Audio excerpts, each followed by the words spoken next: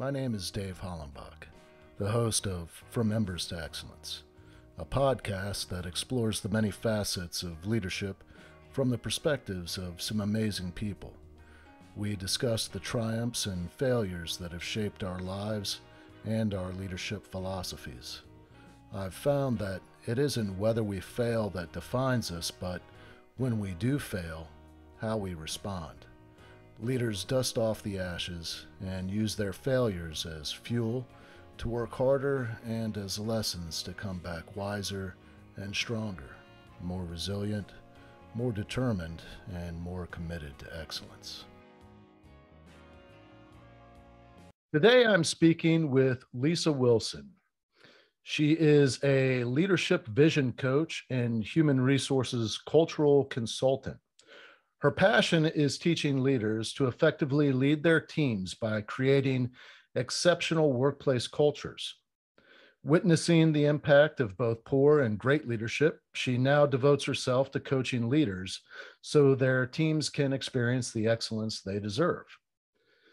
Lisa holds a Bachelor of Business Administration, is a certified human resources leader, a certified DISC and True Colors Facilitator, and holds a certificate in advanced dispute resolution.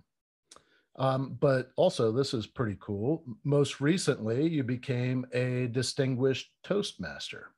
Now, with 20 years of experience and training, like, you are extremely good at what you do. We recently met in a networking session, and just I thought it was really cool getting to know you in just that brief period of time. And I really appreciate you agreeing to come on and allow me to interview you. I think this is going to be a really good conversation. So thanks, Dave. Yeah. And you hail from the northern part of North America. I'm in the north. I'm not as north as you can be in Canada, but somewhere headed over east from where you are. But I'm in Ontario, and I'm in what we call Northern Ontario. So if you're looking at a map, and you see James Bay, I'm up there, but not that close to James Bay. It's a good 10-hour train ride to get there. Let's kind of dig into really your influences, what set you on this path. But let's kind of, maybe start from the beginning. Were you born and raised there in Ontario? I was, yeah. So I'm born and raised an hour from where I live now. Nice. Born and raised on a farm, mostly a hobby farm, but breeds workers.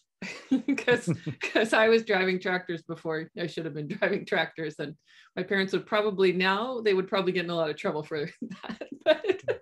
But at the time, you got 2 feet and a heartbeat, get on the tractor, let's go.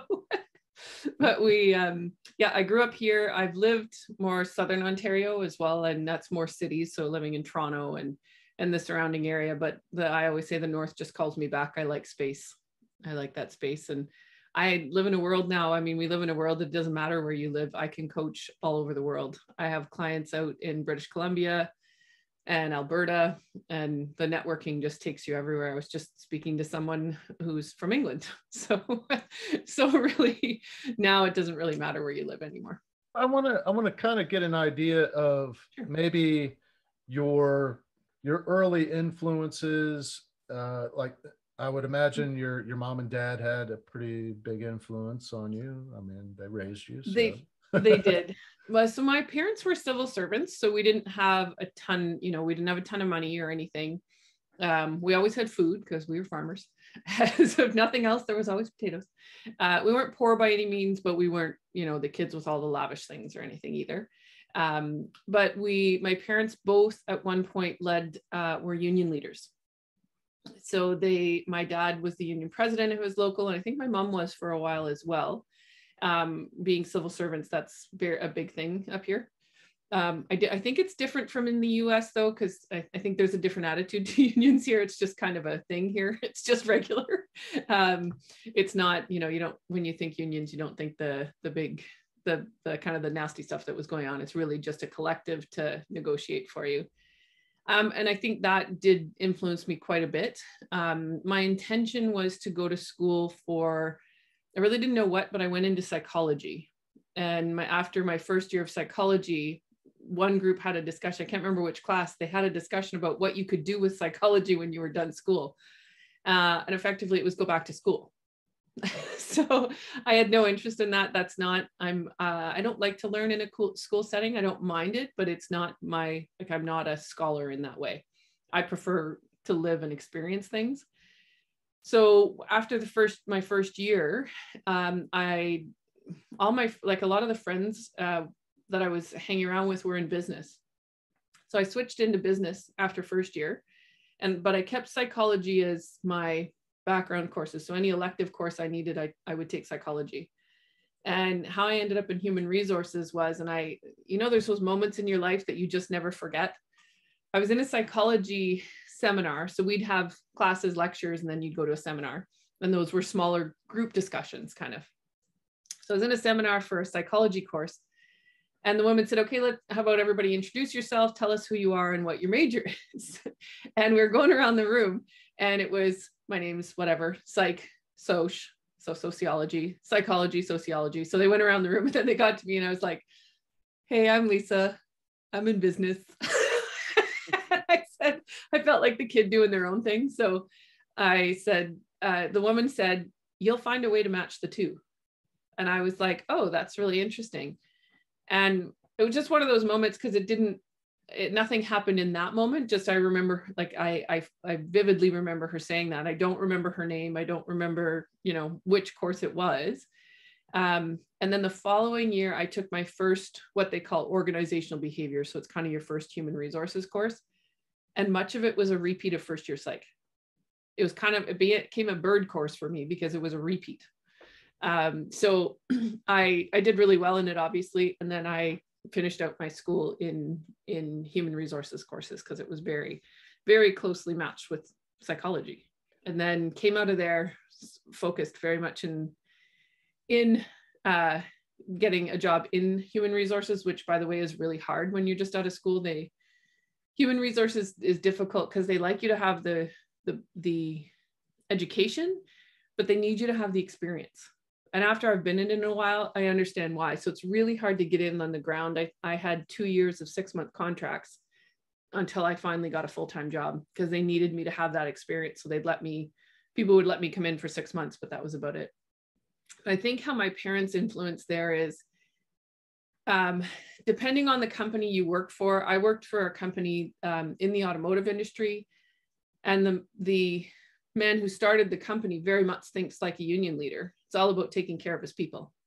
He recognized that if he took care of his staff, they would take care of the business.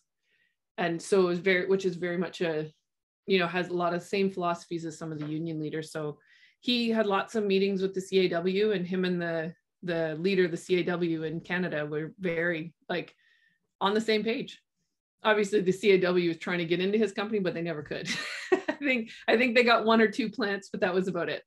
But I think that's the way I think as well, is very much, look, if you're running a company and you take care of your people, they're going to take care of the business, being that strong leader. So I think while my parents did it on the union side, I do it in the HR side.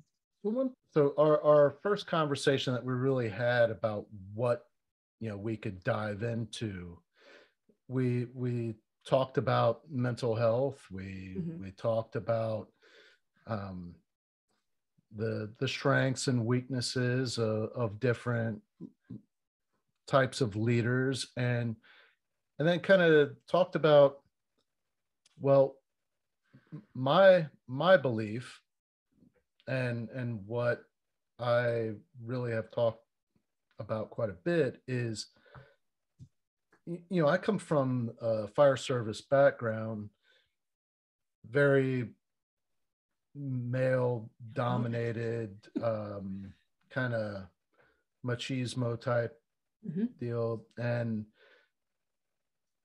women aren't valued the same as men are in these types of organizations. And I think it's to their own detriment. let me digress a little bit. Sure. When I was working on a leadership program, I just really developed this passion for leadership and really teaching myself, learning as much as I could about effective leadership, self leadership, that sort of thing. And when I was in school, it was actually, I believe it was when I was working on my master's degree that we studied two books by Dan Goleman, Okay. one of them being Primal Leadership. And it talks about the, well, and this is another thing, that there are so many different leadership books that talk about the importance of emotional intelligence. And Dan Goleman is, I believe he's the one that coined the term emotional intelligence. And there's these different layers to emotional intelligence. And some of the key pieces are communication, having empathy, being able to develop and maintain good relationships. And when I teach leadership, I talk about the bedrock, the foundation of all great leaders is their ability to communicate effectively. Yes. And by and large, women are far better at communicating than men. And so, you know, of course, there are factors in leadership that men kind of excel in, but the really important pieces, I feel that women have the lock on it and just could do wonders in helping develop some of the men that find themselves in these leadership roles. Yes. And it was a previous conversation I had with somebody where there's a statistic, I don't know what it is, but women tend to be overqualified before they ever go after a position or a promotion. Mm-hmm. Whereas men, a lot of times, will go after a promotion before they actually should. Yes. Yeah. When they're not qualified yet at all. Right. And I feel like if we could maybe train or develop that sense of self-confidence in women, especially in male-dominated organizations, because I think, I might be wrong, but I feel like it's a sense of, you know, not being ready for the position. That's why they don't go for it. It's a little bit of that, but it's also kind of training for women. So one of the reasons that women are better communicators is because it's expected of us, right? It's been expected of us right from when we're young. Women are expected to be chatty, and, you know, we have those spaces to go and talk, and we'll talk about our feelings and everything under the sun. It's kind of expected of it. It's allowed. Whereas a man who tries to do that as a child gets like poo-pooed, you know, like, hey, why are you talking about your feelings? Let's not, you know, we're not doing that. And you're talking too much. And, you know, whereas when a girl does it, it's okay. We kind of let it go. So it starts from a very young age. And then men are also told to hold in their feelings. So I coached a 20-year-old once, and I asked him, because we were, you know, probably a good 20 years separating us. And I can't remember exactly how old he was, but we were close to 20 years. I mean, it might have been 15 or whatever. And I said to him, look, I don't know if it's different for your generation. I kind of hope that it is. I said, but in my generation, boys were not allowed to cry. They weren't allowed to have feelings. He goes, Lisa, it's worse than you think. And I said, okay, well, what do you mean? He goes, well, do you know my dad? And I said, no, I don't. Because I had previously coached his mom as well. I said, no, I don't know your dad. And he said, not only we're only actually allowed one emotion, and it's anger. And so not only are we only allowed that one emotion, but we have to control it.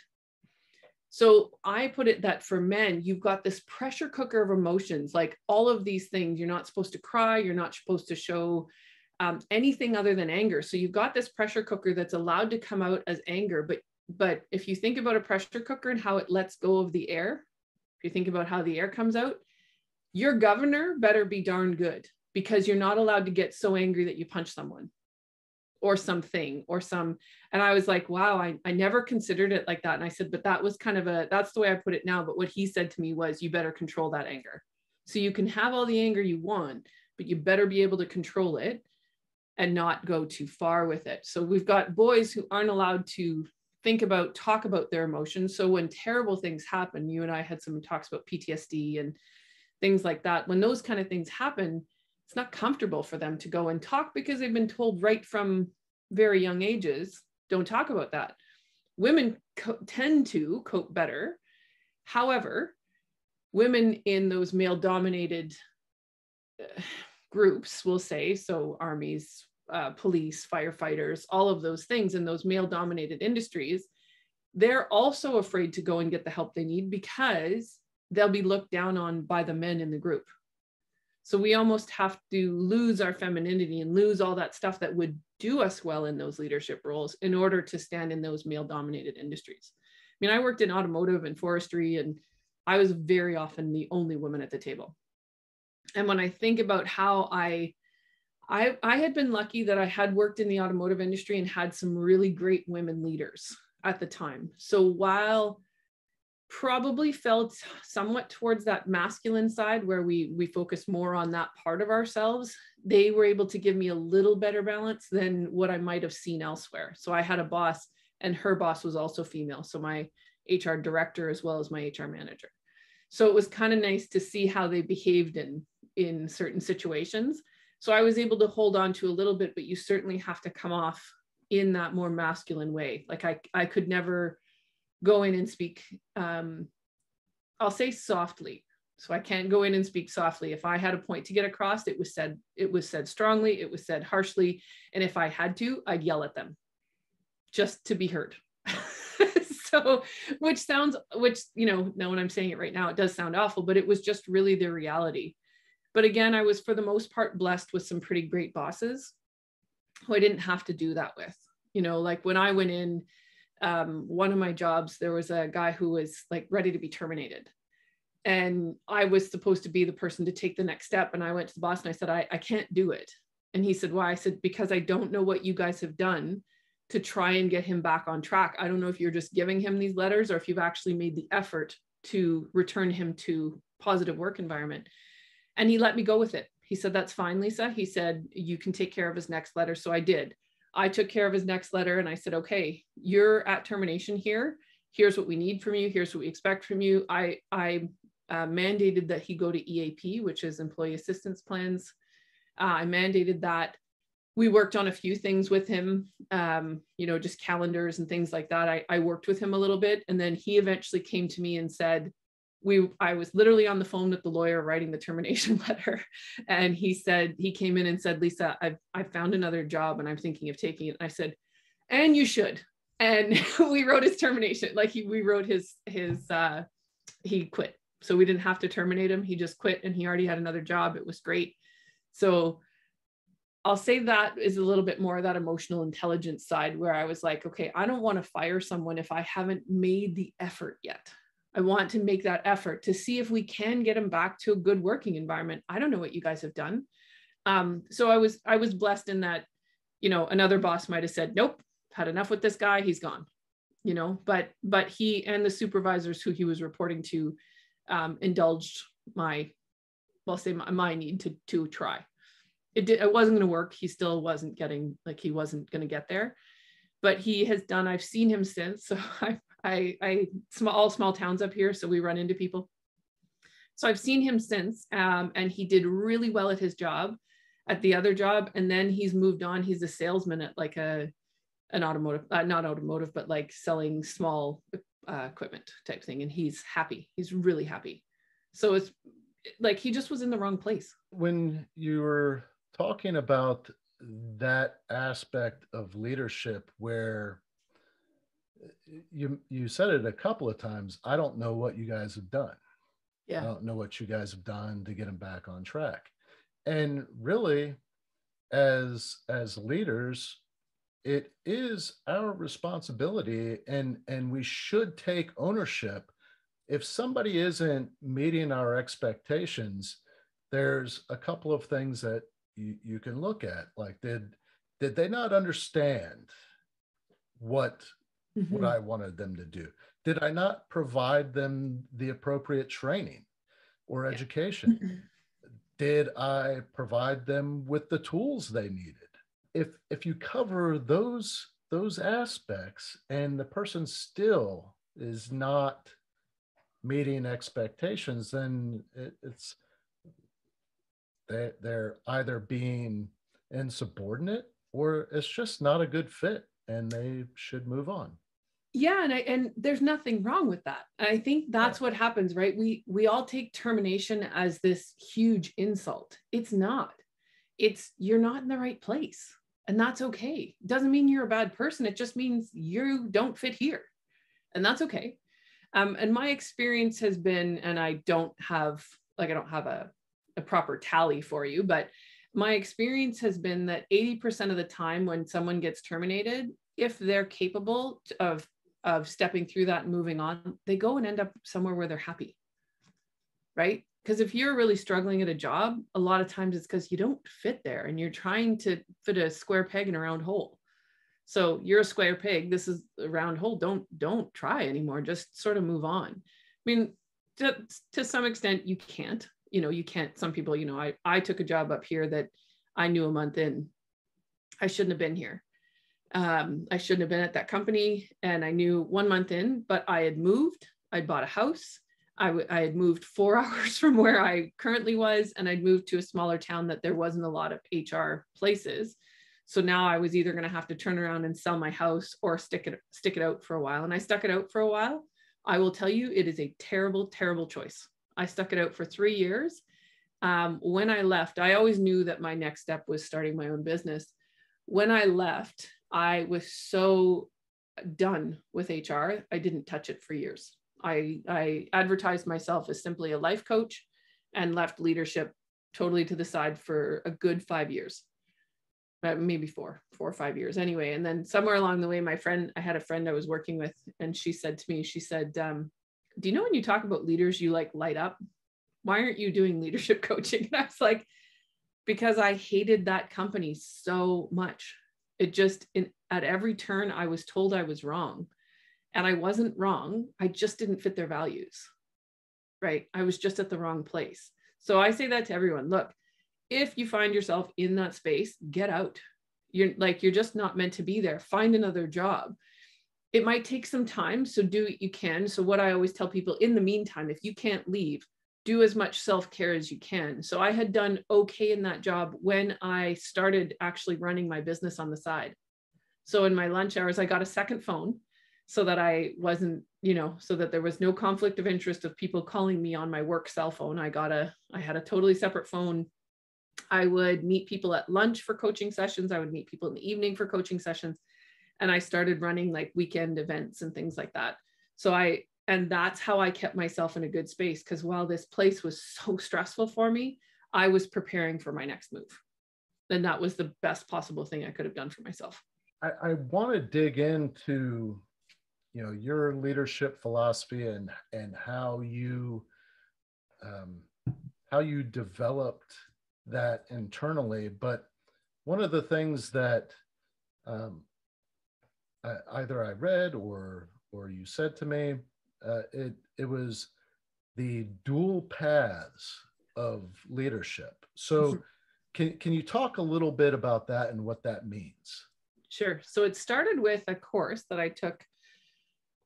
One of the jobs that I had, they had something called HRU. So basically they were indoctrinating you into their company. So they called it Human Resources University, and it was just specific to their company. And I went to training courses for 6 months. And one of the course, they had people from outside of the company come and do the training, obviously, or some of it was done by internal people as well. And one of the courses was called Dual Paths of Leadership. And it was a very bizarre course to be doing at I was in the automotive industry at the time. And we did things like watched Tuesdays with Maury. And we talked more about personal care, self-care, how you take care of yourself, and really that emotional intelligence piece. And so I've taken it to a slightly different meaning than what he had. But for me, there's two paths in leadership. And the first one, I think the most important and the one that never ends, is taking care of yourself and learning more. And the other one is then managing your people. So if you're not taking care of yourself, you're not showing up in the best way to take care of your people anyway. So if you're managing yourself better, then you're far better off with your team. And you can have those moments of reflection where you go, ooh, you know what? This is why my team isn't doing well with this. It's because I'm showing up in this way. So if I change how I show up, this is how things will change, right? So that dual piece is always how do I take care of myself and how do I take care of my team? Because if you follow anything that I do, half of what I do is about how you're managing your team. And the other half, and maybe more than half, is how are you taking care of yourself right now? And I end in any conversation, any leadership, any coaching conversation that I have with a leader, I say that, what are you doing to take care of yourself right now? Let's kind of dig into your personal leadership philosophy, how you got to where you are right now with that philosophy, and really, what do you feel is the most important aspect of leadership? So I think the first word that came to mind when you asked that question is consistency. Doing what you say you're going to do, making sure that happens. If you're a leader that kind of makes the same decisions regularly, your team will know. They won't have to ask you, unless it's something that's way off, like way out of left field, something that's just come in and you're like, what? Then they'll come to you and they'll actually check, okay, where do you think I should go with this? But if you're so consistent in, and I guess it's such a big term, because consistency for me is doing the same thing repeatedly. So making the same decisions. And the easiest way to be consistent is to be really strong in what I call your foundations. So your foundations would include things like your vision, your mission, your values, and the expectations on how you treat people. So those types of things, when you're really, really clear on those and your team knows what to expect, then they're going to be able to make decisions without you. It just makes your job that much easier. But if you make this decision today and this decision tomorrow, and I mean, it's never going to be perfect. I can't say it's perfect, but when you have that foundation there, it's a lot easier for them to make a decision without having to check absolutely everything with you. There's still going to be moments. Someone I worked with wanted me to write policies that were like covered every possible scenario. And I'm like, number one, people are interesting. They will come up with something that that would never have even crossed your mind. So your policy can't cover everything. It just won't. Especially in human resources. He wrote safety policies. So it was different because he could look at a piece of equipment and know what the dangers were effectively. So he could write policies that were pretty clear around, our expectations. Whereas in HR, you just never know what people are going to do. And so I used to write policies that were vague to some extent, because there are times when you're going to make a decision that is outside of what we'll call the rules, but still meets your values. So we had, somewhere where I was working, we had what they call an ASO plan. So administrative services only for our short-term disability benefits. And we had a gentleman who lost his father. And his father was a builder. He was a construction, he did a lot of different things, but one of the things was constructions. He was in the middle of building a house for his mom. So this man died in a construction accident, and our employee, we let them go on short-term disability. And the company said, okay, we're calling and asking for doctor's reports. And we said, no, just stop asking for doctor's reports. We don't want him going to the doctor. He's building his dad's house. and that's going to be it. So while it's outside of the rules, did we need him to go to the doctor? No, that would have been a waste of his time to go to an appointment when he needed to finish that house, because it's not like his mom could suddenly pay a contractor. Her husband was building.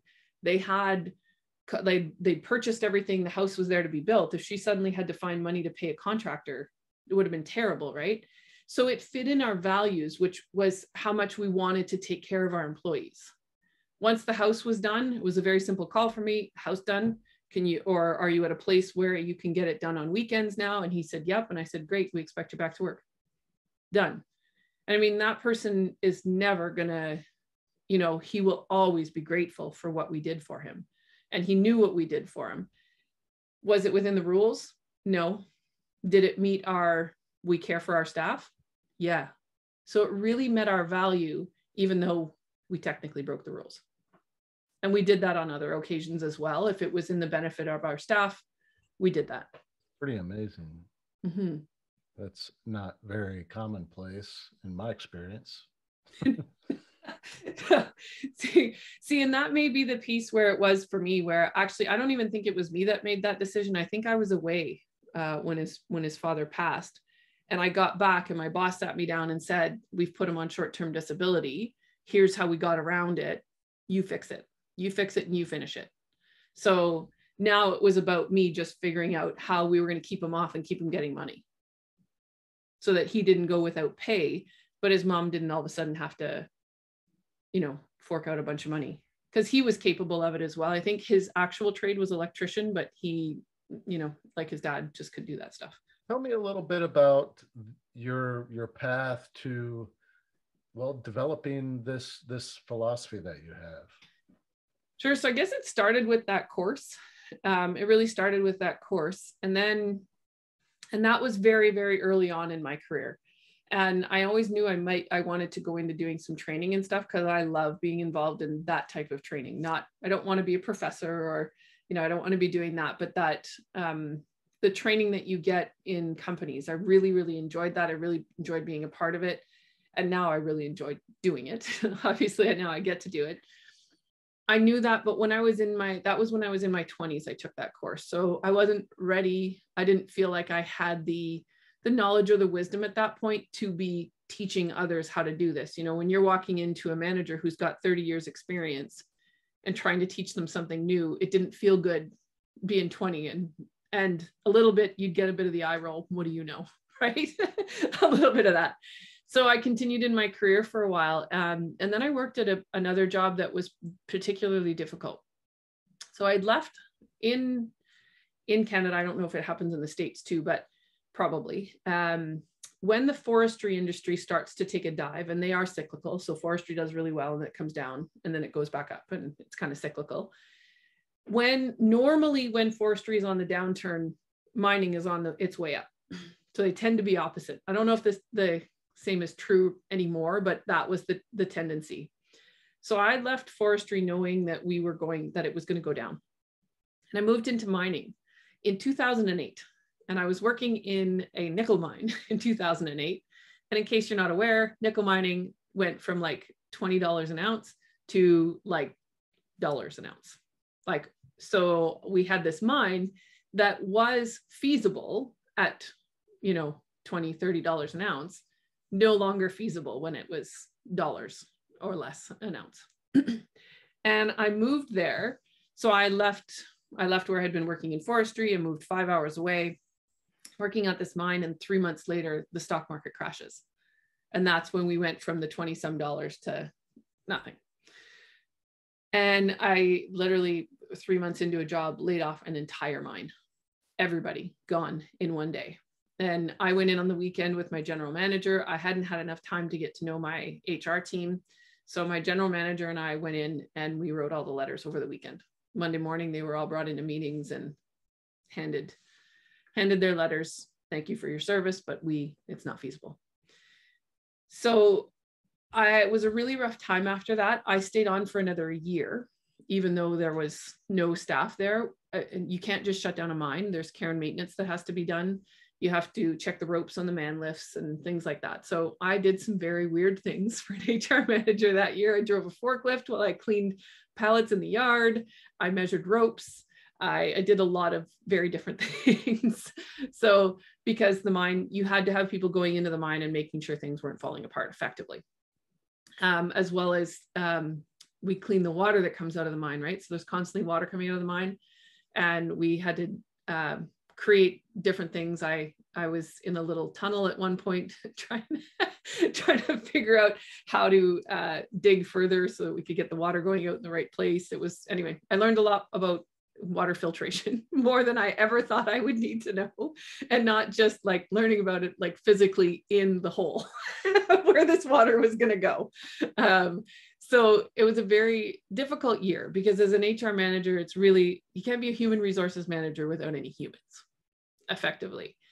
And during that time, I was a member of our, what we call the Human Resources Professionals Association. And they had a couple of days of, I guess it was a conference. So they had a conference for 2 days. And I went to the conference, and because I'd met some of the people who do like transition services. So when you lay someone off, you can get a transition service person to come in and like help them redo their resume and find jobs and that kind of thing. So I'd met this woman previously. I walked in and she was sitting there, and I went, oh, great, I know someone here. So I went and sat with her, and we just happened to sit with a woman who trained coaches. So I said to her, you know, this is what's going on, and just spending the day with her, you know, when you're kind of in a dark place and you see someone who's just kind of a light, like it was like, ah. So being with them for the day was just so uplifting and so great. And she had an employee who was working for her. And one of the things we were doing, we were talking about our best and worst managers. And so her employee was saying, you're the best manager I've had. And she said, just so you know, all the stuff I'm writing about the best manager is about you. So it was this coach. And again, she trained coaches. So I went to see her. I talked to her after, and I said, you know, I'd really like to take the coaching course. And she said, I don't think you should do that. I think you have a really good career in human resources. Don't walk away from that. Take what I call coach approach. So what she did is she created this course that trains managers to use a coaching approach in the way that they manage. So it wasn't taking the whole certification process to become a coach. But I loved it so much, I then took the whole course anyway. I still stayed in HR for a few more years, but I took the whole course anyway. And that's really where I learned the piece, even more of that piece of how to take care of yourself and the importance of that. I happened to be dating an addict at the time. So he was sober, but going through AA and the 12 steps. And some of the questions he was being asked in the 12 steps, she was asking me in the coaching training. So it was very much looking at yourself, your behavior, and how you're putting yourself out there in the world, and how things are affecting you, or not how they're affecting you, how you're letting things affect you. So it was kind of a return to that dual paths of leadership course.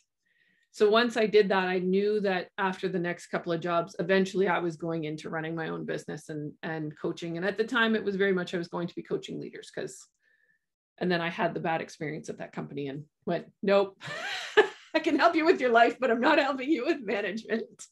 But after a while, I got through that and started coaching leaders again and getting back involved in businesses. And it's been, it is such a passion of mine, because I think it makes a huge difference when you have a good leader. I always say that one person on a team really can affect the team in a really positive way or a really negative way. And when you have one of those people on your team, there's really nothing the leader can do. That's why I always say you have to deal with those people. But if the leader should be the one that's making the most, kind of having that most effect. That's just because you have a title though, just because you got manager, you may have that one employee who's like just stellar and keeps the mood of the place in a great place, or just so negative that you can't do anything with them there. There's either one. Obviously the positive one, you want to keep them around, but the negative one, you kind of have to say, okay, thanks, see you later. But that was I guess the second piece. It really brought me back to that dual paths of leadership course, and the reminder of, okay, what am I letting in? How am I taking care of myself? What am I doing to create what's around me right now? And that's not I'm careful in the way I say that, because it's not meant to be a punishing statement. It's not meant to be, oh, Lisa, what are you doing? It's like, oh, I see. You know what? When I do this, they react this way. So, okay, I got to change this so that, we change their reaction, or have a discussion around, why are you reacting that way? So much of what you're saying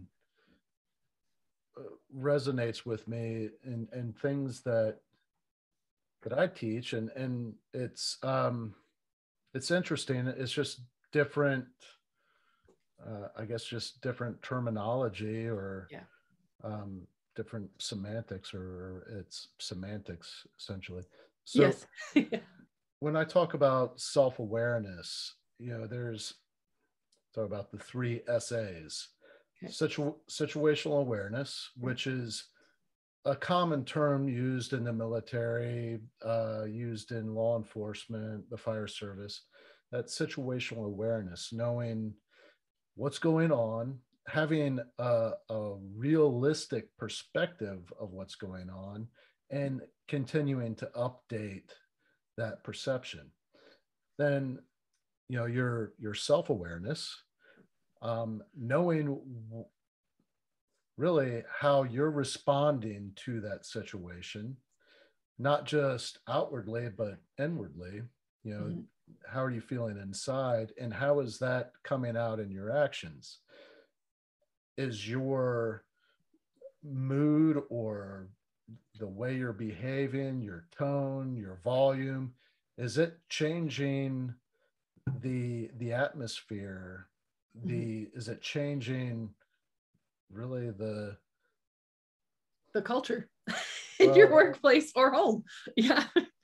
In the fire service, if you're talking about situational awareness on a scene, right? And say it's just like an extremely stressful scene where there's multiple lives in danger, there's multiple areas that need to be addressed, different tactics to address different parts of that scene. It can be pretty complex, and it adds a lot of stress onto the individual that's running the scene. And then the small team leaders, like the lieutenants, the officers that are in charge of a small group of people, and they're getting their direction from the incident commander. But overall, the incident commander sets the tone for that scene. And if they're acting like, the world is burning, then there's going to be a very heightened states, throughout the operation. People are going to be stressed out, maybe making poor decisions, just kind of all over the place. Yeah. If you're able to control that and be aware of what your body is doing, how you're being perceived, that's the other component. But so there's the situational awareness, the self-awareness, and the other essay that I talk about in leadership is selfish altruism. Oh, so never heard that one. There's big picture and small picture.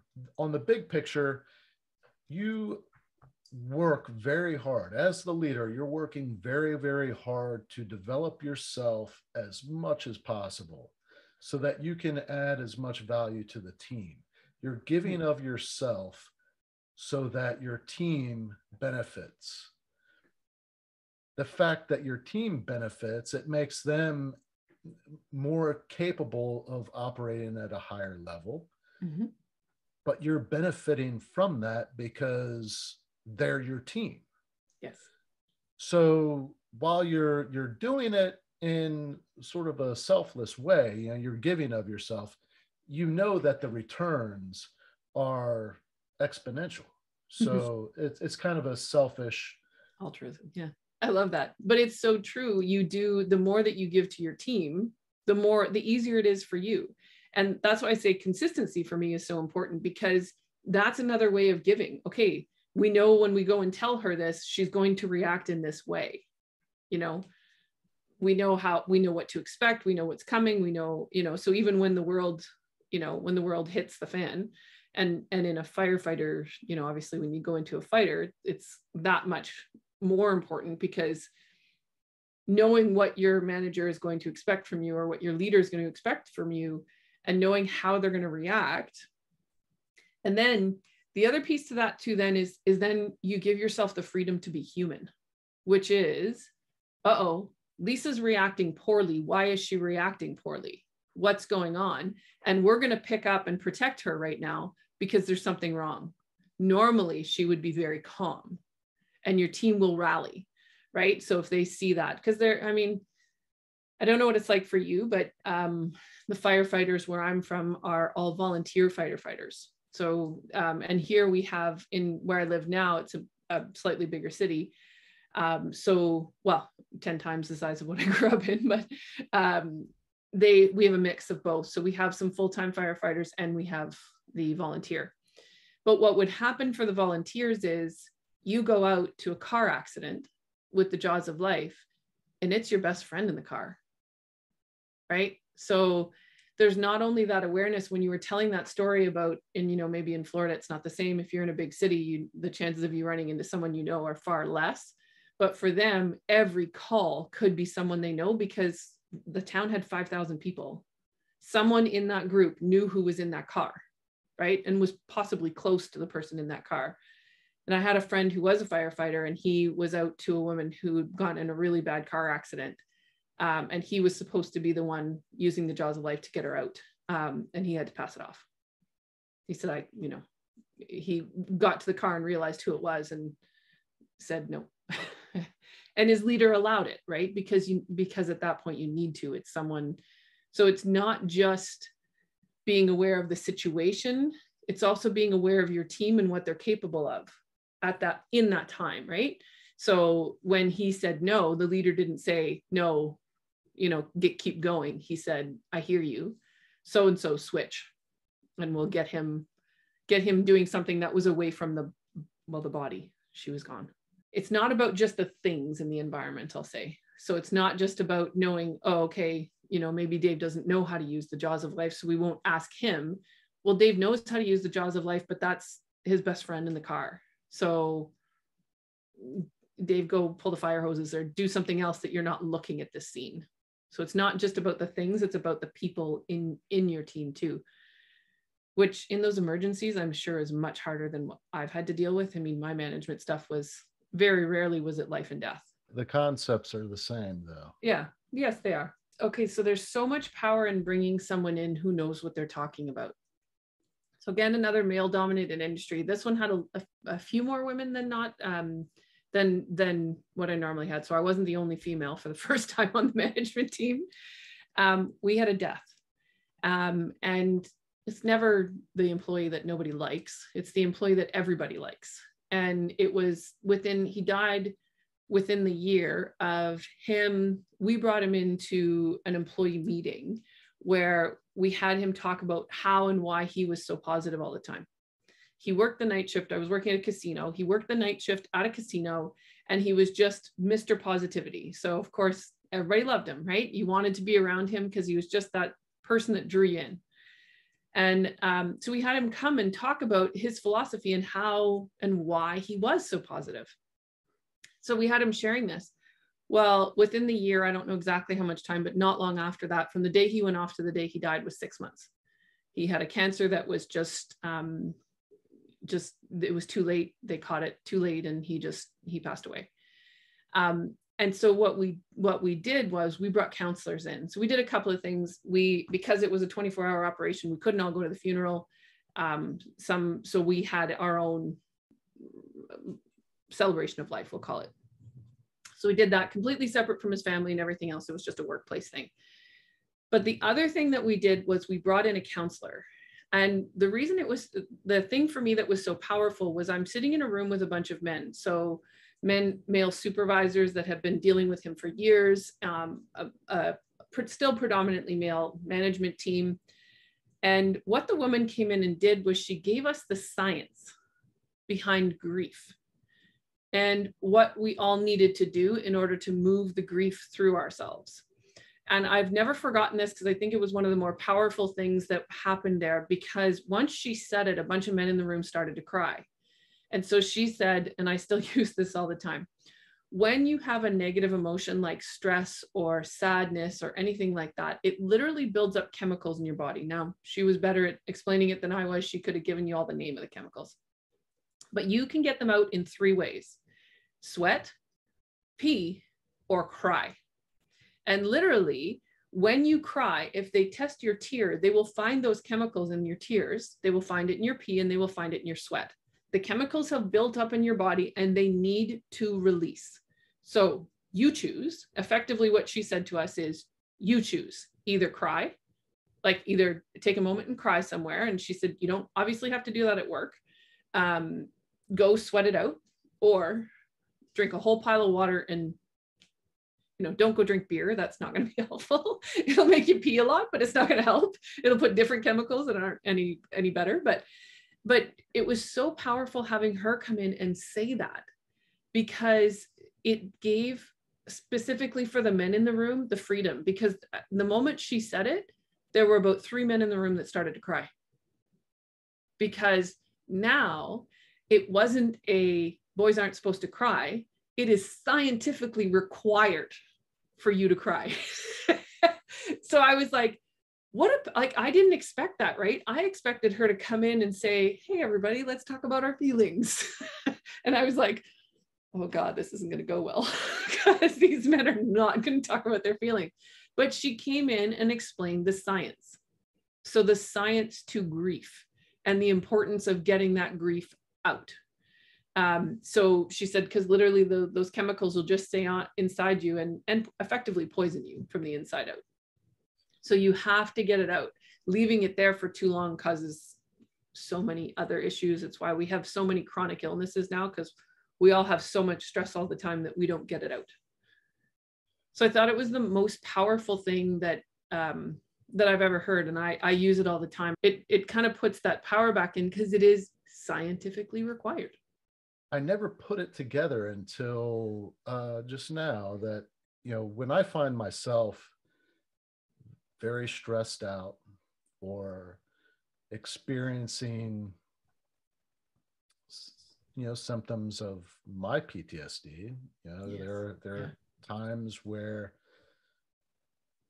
I have nightmares, I can't sleep, or sometimes it's just like the anxiety of knowing that I'm going to have these horrible dreams. I don't want to go to sleep, so I don't get good sleep. And that you need to sleep. Yes. Yes.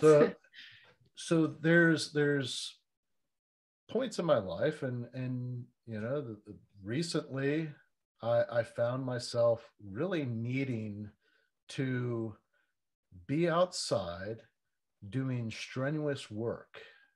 Yeah. And Sweat it out. I didn't really realize that that's what I was doing, but like my hands are bleeding. I got just long days of just working and hitting my knuckles and blisters and all that stuff. And part of it also, I spoke to a mental health professional that kind of really spoke to me about it in these terms, where there's now research that shows that it's not just, because typically when you talk about cutting, because that's typically an action that women do in response to trauma or whatever, and it's an act of like that feeling that pain, so they feel something and they're in control of it. Well,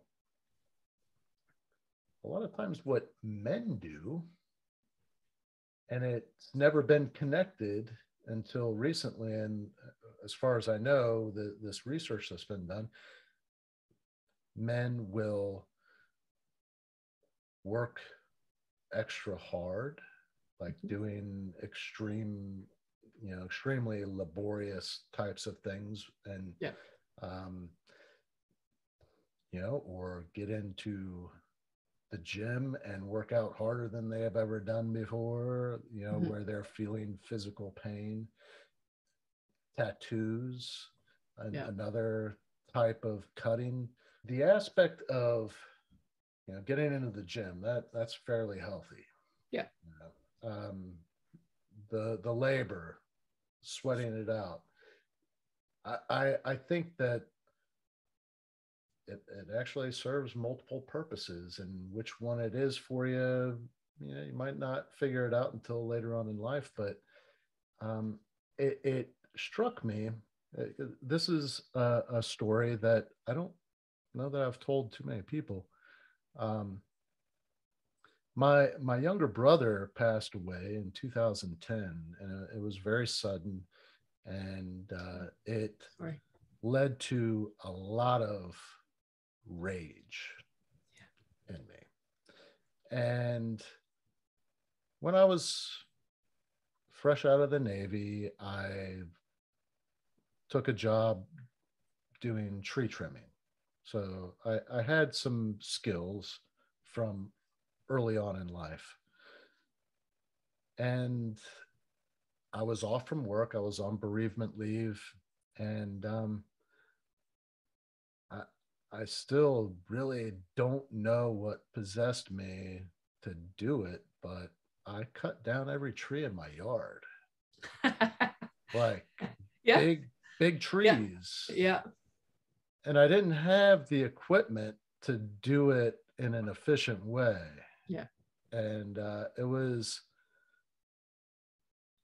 guess it was my way of just getting that out, Yeah. Yeah. And we look at, I don't know, we look at some things as healthy and some things as not healthy, but the reality is, if it's working for you, fill your boots. If it's not harming anyone else, we'll say. So, I mean, if you had, if you were swinging at people, it would have been different, but you were swinging at a tree, fill your boots, like it's your yard, it's your trees, it's fine. I mean, you might have regretted it later going, dang, it's hot in this backyard, there's no shade. But at the end of the day, you can replant those trees and there's other things you can do. But if it's not harming anyone and it's working for you, do it. Right. But there has to be some way that you're letting that out. So here's the problem that came for me. So the other piece that you and I had talked about was, for me, I had my thyroid removed and got really tired. I was retired for a really long time. And now I'm the person who does P90X and CrossFit and does, mountain biking and snowboarding and all of these things. And all of a sudden I had zero energy to do any of that. Like literally was on the couch for 2 hours for 2 days a week.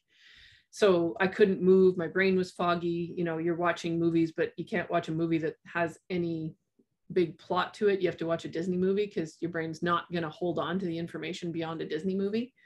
So it was really frustrating because that energy just wasn't there. And my body could do it, but I would burn myself out and then be forced on the couch for 2 days.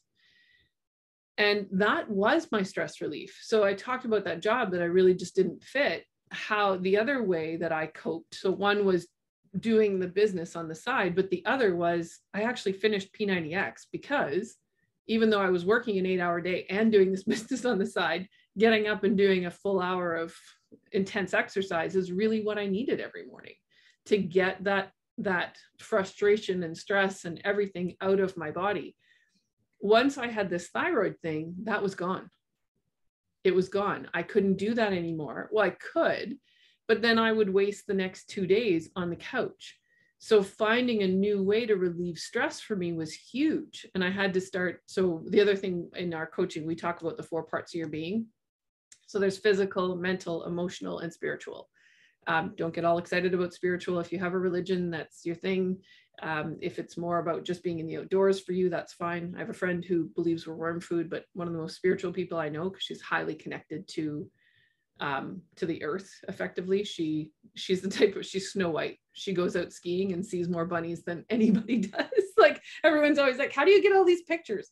So she's very connected in that way, but that's her way of, that's her spiritual piece. But otherwise she just thinks we're worm food. There's nothing beyond here. So, so I don't mean that for anyone to get all upset about that. If it's your religion, do your praying. If you're connected in some other way, it's really just that a connection to something beyond ourselves. So those 4 parts. Well, now mine was very strongly physical. I did everything when I was stressed, I got it out physically. And now I had to use the other 3 because the physical isn't there for me anymore. I just don't have the energy to do what I need to do to get the stress out anymore. So I started to use, I had other tools. I was literally at times laying on the couch going, it's okay, your life is fine, you're just tired. It's okay, your life is fine, you're just tired. So to try and keep my mental health in a good place, because when you don't, you start to fall apart. So I'm sure that you felt it with the PTSD and the anxiety. And I, after the surgery, got to a point where I didn't like myself anymore. I was reacting to everything. I didn't have the energy to do what I needed to do in the day. I had 2 stepkids who needed me and my time. I was trying to run this business. My boyfriend works 12-hour shift work. So half the month I'm here alone with the kids. So I was basically by myself for some of this stuff, but I got to the point where I didn't like my own reactions anymore. And I could see myself doing it and I couldn't stop. And then I just got to a point where I was lying in my bed one day and went, I just want to die. So that was the piece where I went, okay, something now has to change.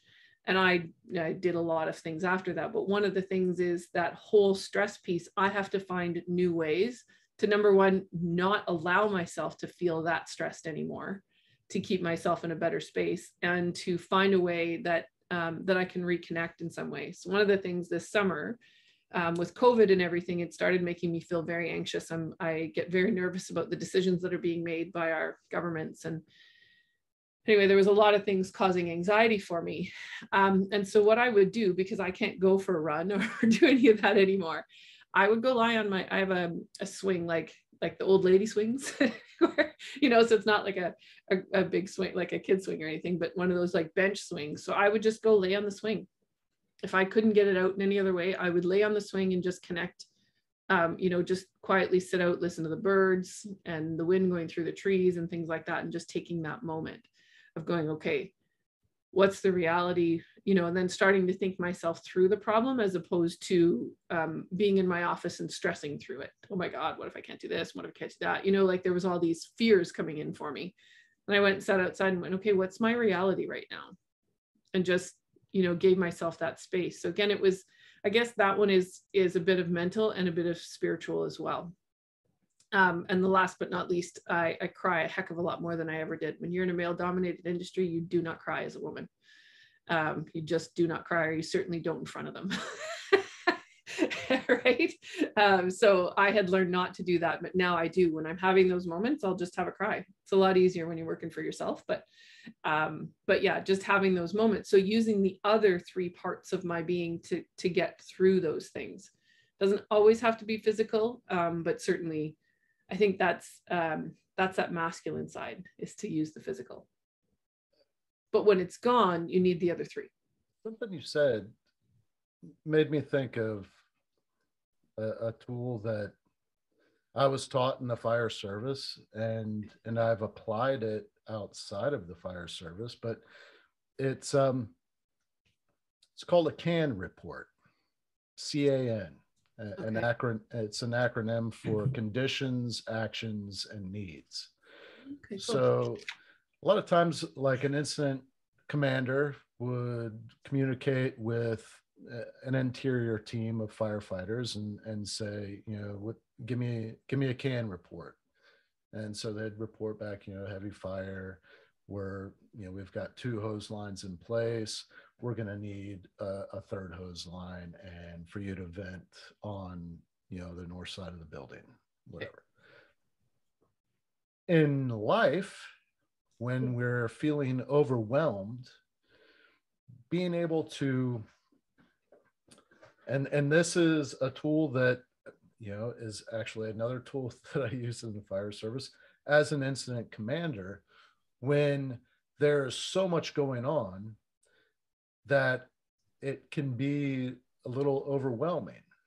And the first thing that you got to do when you're feeling that is to take a step back. You know, we have a thing called the command board where you're keeping track of all your personnel and what they're doing, you know, what their roles are on the scene. But just taking a step back from that command board and taking a look at the overall picture and saying, okay, this is a little more clear, and just take it. And it's very brief, like, you know, four deep breaths is all you need. And in life, when we're feeling overwhelmed, and if we can just have the presence of mind to say, okay, let me take a step back, and what conditions, you know, what's the situation, you know, again, situational awareness. What are the conditions? What actions have I been taking? Do I need to change anything that I've been doing? Yeah. And then, are there any resources or anything that could make this easier? You know, just having that presence of mind. And that's the trick. Yes. Is being able to have the presence of mind to do that in the moment. And it's a skill that has to be practiced. Yes. And you have to remember. So a lot of times, and this is something that goes back to, well, ancient Greece, well, probably ancient China, I don't know. Whenever they first started writing, probably it goes with the history of the written word, is journaling. And not like, you know, I think a lot of men shy away from that because it's like, oh, you know, keeping a diary. Yes. But it's not that. It's and this is a practice that was taught by the ancient Stoics, that in the morning you start off the day by, you know, kind of centering yourself and writing down some things that, you know, you want to keep in the front of your brain. Maybe your goals for the day, maybe a quote that resonates with you, but keeping these things in the front of your mind to kind of help guide you through the day. And then at the end of the day, sitting down and reassessing that day and saying, okay, these were the goals that I had. This is kind of how I thought my day was going to go, and here's how it actually went. And giving yourself the grace when things didn't go the way that you had planned, but giving yourself the grace to say, okay, this is where I could have done much better. And just the act of writing that stuff down frees you. Yes. And helps you prepare and helps kind of like lock that into your brain so that it's no longer like, oh, I made a mistake, or you know, this was a poor decision that I need to regret or carry along with me as baggage. It's now, this was an experience that I learned from, and now I have more tools to be more successful. And just that journaling in the morning and evening is so powerful. And it doesn't have to be like pages or anything like that. Just, you know, something that allows you whatever amount of time you need to contemplate your day before and after. And I think it was Seneca, a Stoic philosopher, that said, you know, when you journal at the end of the day before you go to bed, it's like balancing the ledger. Like that. So you can rest easy, set your mind at ease, and tomorrow's a new day. Oh, I love that. I love that can report. I do something with my, well, for myself and for my clients, what I often say is, what do you need right now? and continue to ask yourself that question through the day. What do I need right now? But I like the whole idea of the conditions, actions, and needs, because when I ask myself that question, when you were saying it, I thought, when I ask myself that question, I go, what do I need? And I'll often run through how am I feeling right now? And, like I'll run through a bunch of other things. Okay, what do I need? I don't really know what I need. What am I feeling? I need a rest right now, or I need, sometimes the answer comes very quickly, or sometimes it's, I need to finish this list. It's stressing me out. I need to get it finished. Because self-care sometimes is a bubble bath, but sometimes it's finishing the list. So I love the idea of the conditions, actions, and needs, because, okay, what are the conditions? Well, maybe when you're just asking yourself, what do I need? What are the conditions? I feel horrible. I'm feeling anxious. I'm feeling, that's part of the conditions right now. And then sort of the why and what's causing that. What actions have you been taking? Are they working? Do you need different ones? And then what do you need? I love that question. It's one of my favorite. I was mentioning this summer, the whole COVID thing was making me really feel anxious. And I had previously had a discussion with a woman who is in a mastermind with me. And she popped on because I was saying, this is how I'm feeling right now. So I don't really want to sort of feed into this conversation because I'm feeling very anxious and I don't want to give that to you guys. And she popped in and she said, Lisa, you're forgetting your own question. I said, oh, and she goes, what do you need right now? And I was like, oh, right. And so once we finished the call, I took the time and went, okay, what is it that I need? And at the time, what I needed was a break, and I needed a break to let myself be afraid and let those feelings run through. Because there's been some stuff that just some decisions that have been made that, politically and stuff that very much scare me. And I was like, okay, and they scared me as far as what does my future look like? And then I was able to go, okay, the other really powerful thing for me is the moment you name your emotion, it takes its power. It's like sucking the power out of the emotion. So when I said, okay, what do I need? Well, I'm really afraid right now. And here's all the reasons I'm afraid. And then I could go, okay, do I control that? No, I'm not in politics, so I can't change what they're doing. I can make a call, or I can support the people who are, trying to do the opposite, basically, or what I feel more comfortable with. I can do that. Or, and then I can just look at what I need for my business. And here's the things I need. And then I was able to do them. But it's sometimes just taking that moment to say, I'm afraid, and that fear. So the whole idea of when I was laying in bed that day and I thought, I just want to die now. That was like, oh, okay, so you're depressed. Like, okay, I'm depressed. And again, saying the word I'm depressed took the power out of being depressed. Okay, now I can deal with it because here's the conditions. I'm depressed. Right? I know for you, it's very much more physical, but there is that whole mind power thing too. What's the condition? I'm depressed. So what actions do I need to take? Okay, I need to get back on these things and get myself back in a better space effectively. So yeah, I love that. I really like the whole can report, and I can spin it into a whole pile of things. It's so powerful. One of the things that you said that struck me was when you name your emotions, it can take the power away. Yeah. And immediately what came to mind is, when one of the things that I think that a lot of us feel is fear. Yeah. There's so many, and it's like fear of failure. When you and I both coach, and I would imagine that a lot of your clients, their biggest fear is failure. Yes.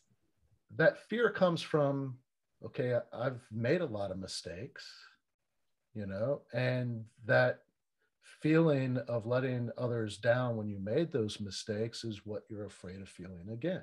Yes. Now, that being said, when you make a mistake, the most powerful thing you can do is own it. Own it. Yeah. I did that. I screwed up. I made a really bad decision. And if you're the first one to point it out, even better.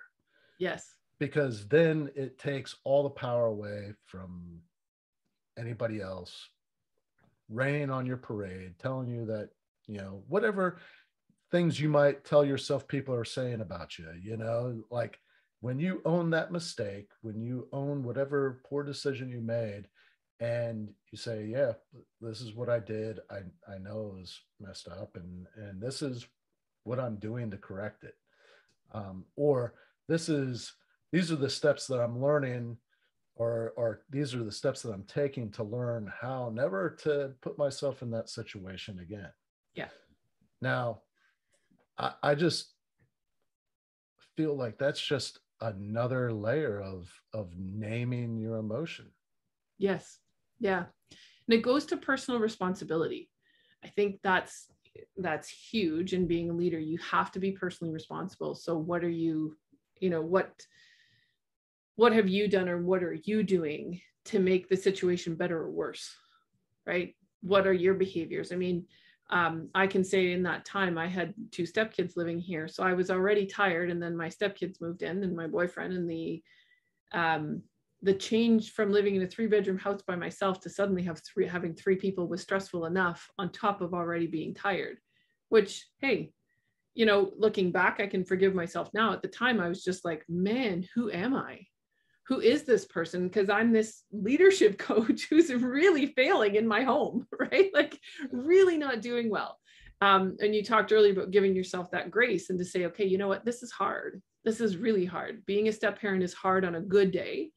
And never mind being the main parent sometimes, because Serge works 5 of those 12-hour shifts. So I'm sure, you know, from firefighting, that leaves the house to whomever's there, right? So everything going on in the house. And it wasn't that he purposely left it. He certainly, you know, does his part to taking care of the house and things. That's not what it was. It was just, he's physically not here. So I have to deal with the emotions and the behaviors and the everything else. And it was just too much.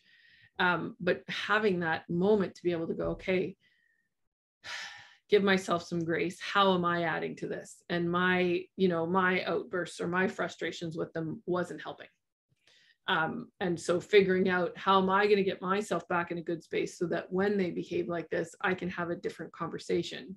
And I've certainly gotten there. I mean, I had moments that I'm embarrassed about, very embarrassed about. But at the same time, I now look back at them and go, you know what, I needed help and I didn't ask for it. I really needed the support, and I wasn't getting the support I needed. And then since I've stepped, because the other thing that I say when I share my story about the whole thyroid thing is, the moment you ask for help, people will show up, and it will show up in bizarre ways that you did not expect. Certainly for me, the whole thyroid thing, what I needed to do was a cleanse. My body just wasn't functioning well. And that was the first step to there's been a lot of other steps since, and I'm much better than I was, but I still can't do P90X or CrossFit. I'm not there. But I'm much better, and I'm much better at managing it. And instead of being angry about being tired all the time, I just have accepted, okay, this is who I am now. I need more rest, so I'll go get it. It just is. And that's okay. But yeah, that whole piece of just having that moment to go, okay, you know what, I need something, and I need to go get it. Because you don't, yeah. And giving yourself some grace, and being the one to say, okay, I don't like the way I'm behaving.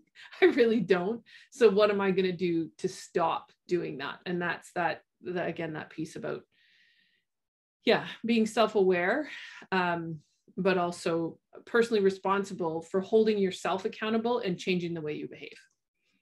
So what does that, and it looks like a lot of different things for many people, but I love the word grace, giving yourself some grace. You know what I went through is hard. It was really hard.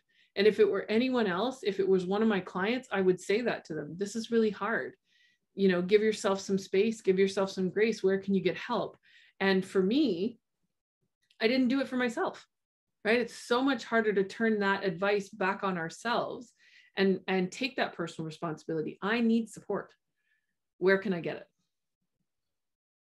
And accept it. That's the other piece. That's the other important piece, because sometimes we'll ask for help and then someone will come in with, here, I can do this for you. And you go, no, I want this. No, take it where it comes. Because sometimes that what they're offering is actually better than what you thought. Yeah. We've been talking for a while. I think we should wrap it up. But before we go, I want to, I want to ask you, for the listeners, if people are interested in getting in contact with you, if they're interested in receiving coaching from you, what's the best way to get in touch with you, learn more about you? Best way probably is just go to my website, LMW. So it's my initials, Lisa May Wilson, coaching.ca, because I'm in Canada. And you can get to all my social media from there. All of my social media is under LMW consultation. And then, and you can get to the website in that way as well. It's just some people, when I say that word, it gets lost. So LMW coaching is probably easier to remember, and it's .ca. For all of you listening, that link will be in the show notes. So if you want to learn more about Lisa, if you want to employ her services to improve your life, improve your leadership skills, go to her website, link up, and just an incredible woman. So before we go, is there anything that we didn't talk about that you feel is very important that the listeners should know about you, or just a piece of wisdom that you'd like to leave the conversation with? But I think maybe the last piece is the most important, is get the support where you need it. If you're struggling with if you're in a leadership role and you're struggling with your team, go find a coach or a mentor. If you're struggling in your personal life, maybe get a counselor, or again, maybe it was a coach that you need. Go find it. Look, it's going to show up for you. It'll show up in ways that, you'll just see the same sign all the time, or for some reason, this podcast will pop up to you 3 or 4 times. And that means you need to talk to either me or Dave. That's really what you need to do. So don't kind of put that stuff off. Go get the support that you need, because we can't see our own stuff. So sometimes it's really hard to see our own stuff. So if you have a coach or a counselor or someone who's on that a bit outside of from where you are, they can see it for you and really support you in that, and help you see what you can't see. It's funny that you mentioned that you can't see your own stuff. Again, some of the stuff that I've taught throughout the years, the Johari window, you can Google that. But a lot of it is, we all have blind spots. Yes. We have shortcomings, we have strengths that we're not aware of. Mm-hmm. And it is incredibly powerful to employ the perspective of others. Yes. Yeah. And we do, I don't want to sound that in negative. We do get better at seeing our stuff. But it's really helpful if you have that outside party that doesn't have a stake in your life. So if you're going to talk to your mom or your sister or your, whatever, there's a reason we're not allowed to coach our siblings. There's a reason we're not allowed to coach our family. There's a reason for that, because we have a stake in their life and we have a vision for what we see for them. So when you ask someone who's fully outside of you, whether it's outside of your business, outside of your personal life, that kind of thing, they can see from a very different lens, because they don't have a path they want you to go on. Effectively, they don't have a stake. So it's nice to have that, that, think of it as a mediator, that third party that has nothing, or for, in this case, the second party that has no stake in your life and is going to be there to support you making decisions, but also be able to say to you, okay, you know what, here's what I see from out here. And does that resonate? And if it doesn't, then we can try a couple other things, right? One of the things that I thought was, and here's another question real quick. When I introduced you, one of your qualifications, you're a certified disc facilitator. Yes. And what an incredible tool to help somebody, really see their blind spots. Yes.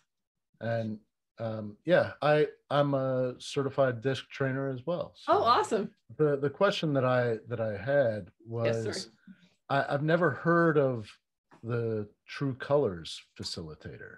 Okay. So True Colors is the same thing. It's still a personality assessment, and there's still 4 personalities. There's a ton of them. There's Herman Brain Dominance. There's trying to think of some of the Myers-Briggs. There's so many of them. I just happen to do both disc and True Colors. When I'm working with leaders, I focus on disc because they have the management profile, which is helpful, and they have all these other profiles. True Colors, I will say, is more fun and easier to remember. So if you're doing it with a group that's, when we're doing a team building day, I might not go to disc. I would go to True Colors because it's fun and, it's really lighthearted, and it's done in a way that's, I'll say, not as intense as disc. You still get great information, but I really like disc, and actually True Colors has gone there too. Now you get a whole printout of like how to manage people and everything else. So they're 2 personality assessments. I just use them in different occasions. When I'm working with leaders, I focus on disc. When I'm working with more of a team building, that if a company calls me for more of a team building fun day, I'm going to use True Colors. Thank you so much for talking to me for so long. It's been a little longer. Well, yeah, but what a great conversation. I really appreciate you talking with me, and I know that the listeners will get a lot out of this, and I know I certainly did. Just the back and forth was great. So thank you so much. Yeah, no, thank you. This was great. I learned a lot today. Actually, I love how when people put things in a different perspective for me. So I like the can and I love that. And the 3 SAs. I've never heard of that, but I love it. And every time you learn these things now, it'll help one of my clients, right? And same for you. It'll help anyone you're working with as well. Thank you for listening to this episode of From Embers to Excellence. Please like and subscribe to my YouTube channel. Follow me on your favorite podcast platform, and visit hollenbachleadership.com for additional content. My goal is and always will be to add value to as many people as possible. So if I can be of any assistance to you or someone you know, please connect with me via email or on one of my social media accounts, linked on the homepage of my website. Remember, our failures don't define us unless we let them, and the only true measure of a leader is the success of their team.